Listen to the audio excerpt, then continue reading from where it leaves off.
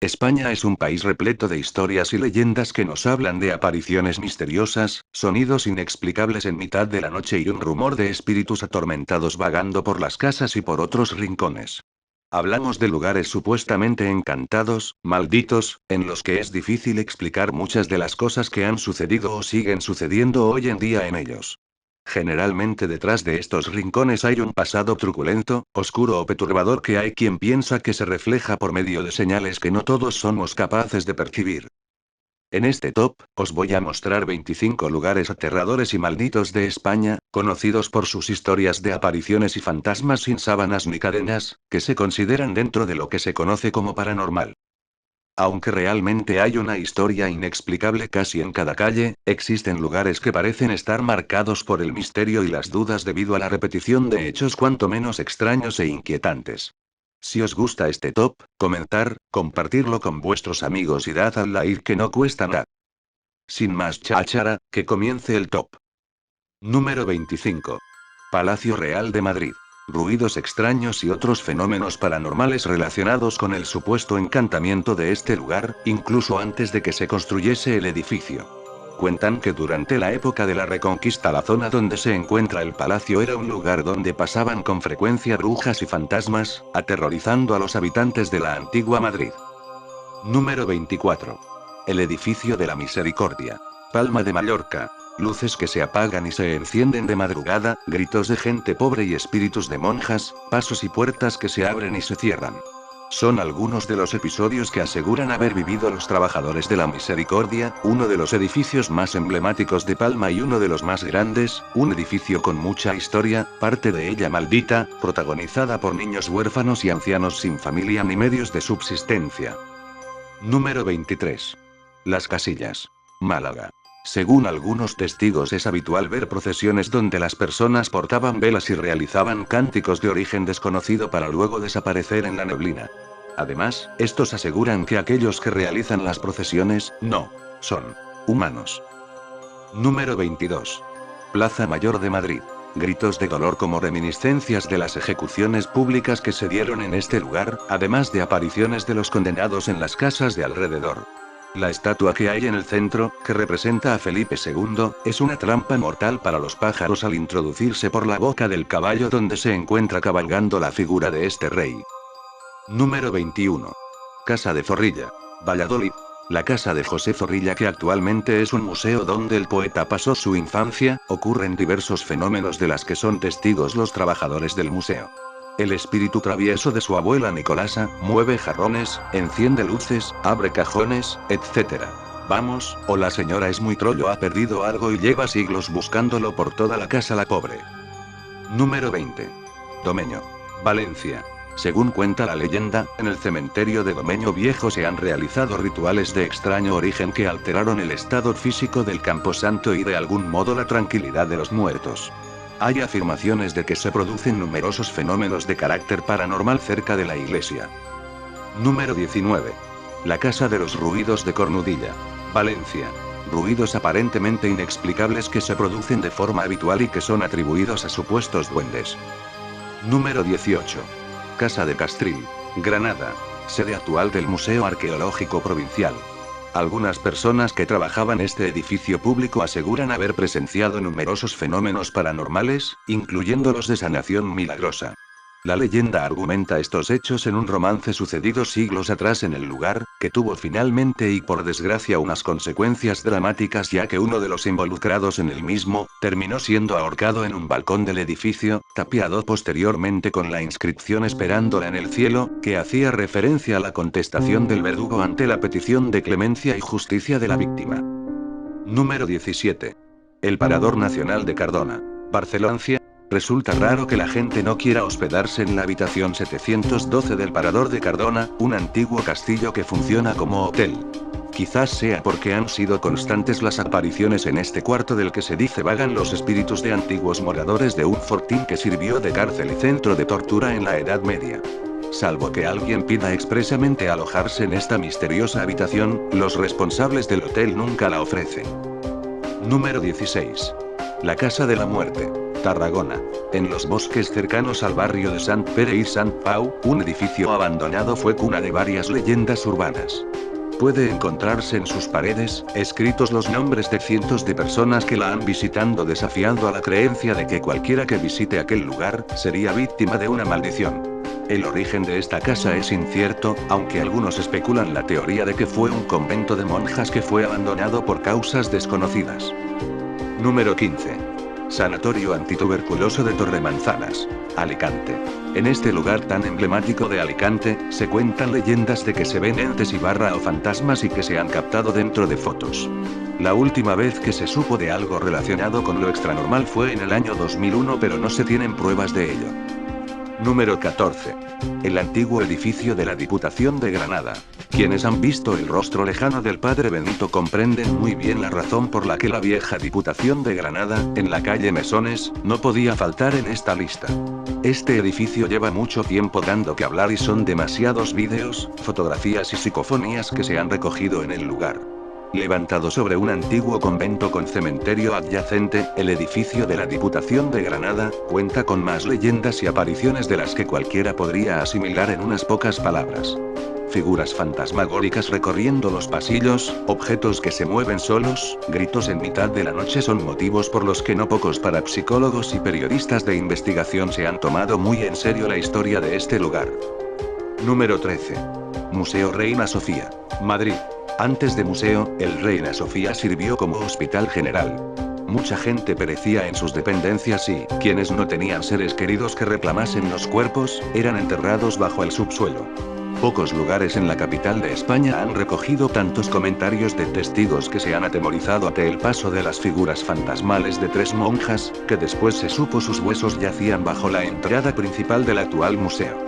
Uno de sus fantasmas tiene nombre, Ataulfo, que ha dejado su huella en incontables ocasiones, incluyendo sesiones de espiritismo que, según sus participantes, atrajeron la atención de numerosos espíritus que se dice vagan por las galerías del Reina Sofía. Número 12.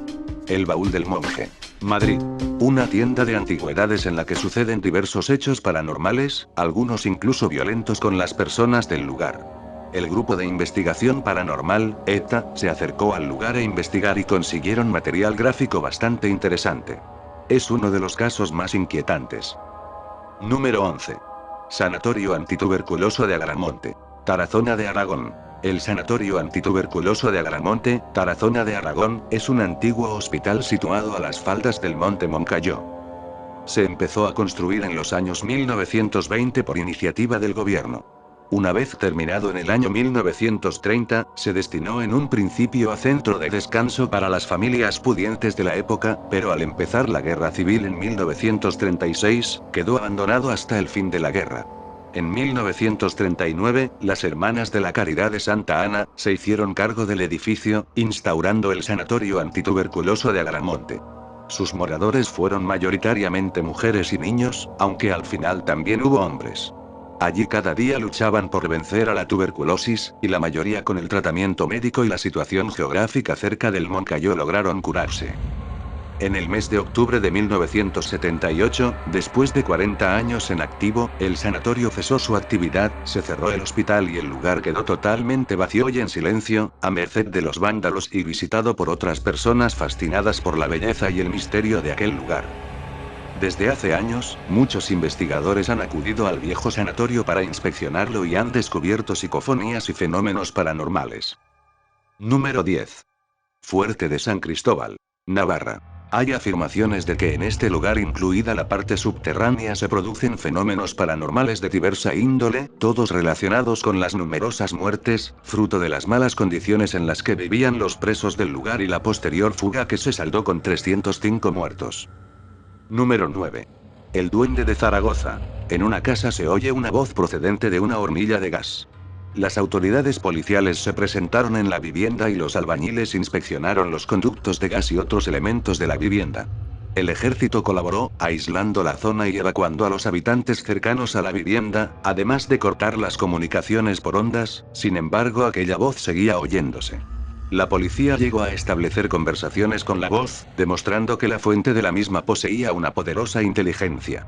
El caso se convirtió en un fenómeno mediático que recorrió toda España, incluso traspasando nuestras fronteras hasta convertirse en portada de los diarios más prestigiosos.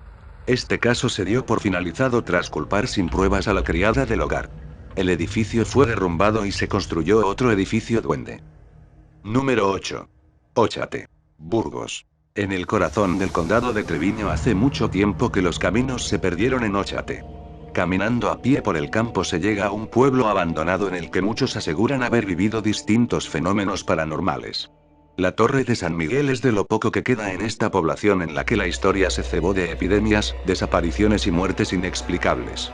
Tras su abandono, ha sido pasto de numerosas psicofonías y relatos dignos de una película de terror. Número 7. Belmez de la Moraleda, Jaén. Desde 1971, sin duda, uno de los casos más famosos de España y del mundo. El foco de atención se centra en una casa en la cual aparecen manchas en el suelo y las paredes que se asemejan a rostros humanos. Lo que realmente ha despertado interés de este fenómeno es su variabilidad en el tiempo, pareciendo responder en su desarrollo a hechos externos al propio fenómeno, como la situación emocional de los ocupantes de la casa. El suceso ha sido tachado como fraude por unos y como fenómeno paranormal por otros. Se han realizado pruebas químicas que han demostrado que algunas de las manchas habían sido provocadas intencionalmente, pero la complejidad del caso ha hecho que hasta hoy en día no haya respuesta y esté abierto a debate. Las manchas continúan visibles hoy en día. A pesar de la muerte de la dueña de la casa, la señora María Gómez Cámara, actualmente se puede visitar su interior los fines de semana. Hay quien ve aquí un enorme negocio que no se puede desaprovechar en tiempos de crisis. Número 6. La Musara. Tarragona. Pueblo abandonado considerado maldito según algunos especialistas en el tema. Se registran habitualmente fenómenos paranormales de toda índole relacionados con la intensa e inquietante historia del lugar. Los expertos no dudan en compararlo con otros pueblos malditos como Óchate o Belchite.